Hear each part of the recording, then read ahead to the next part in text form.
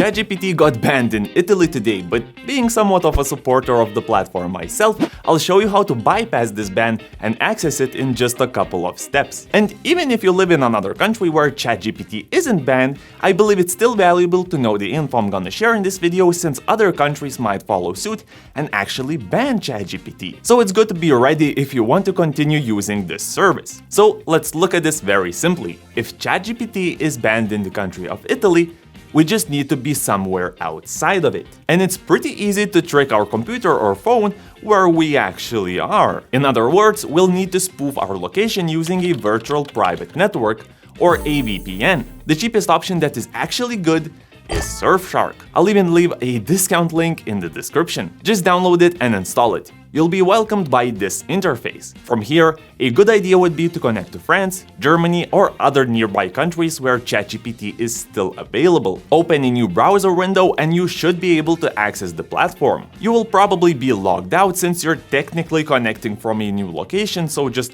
log back in and you should be good to go. Now, you could do the same thing using a free VPN. However, here's why I do not recommend it. Most free options give you only a few servers to choose from, and those servers will be slow, because simply you're not paying for the speed, it's free, so the companies don't even bother to make them fast. This will result in websites loading slow or coming across network errors at every corner of every step. And your data isn't as safe as with premium providers. I have a lot of videos about VPNs on this channel, so if you want to compare premium and free VPNs, I'll link some videos somewhere right here. Overall, a VPN can be useful in a lot of situations, not only to unblock ChatGPT. And since you're going to be paying money for it, let me tell you a little bit more about what it can actually do. If you connect to servers like Japan, you'll unlock hundreds of additional TV shows and movies on Netflix and HBO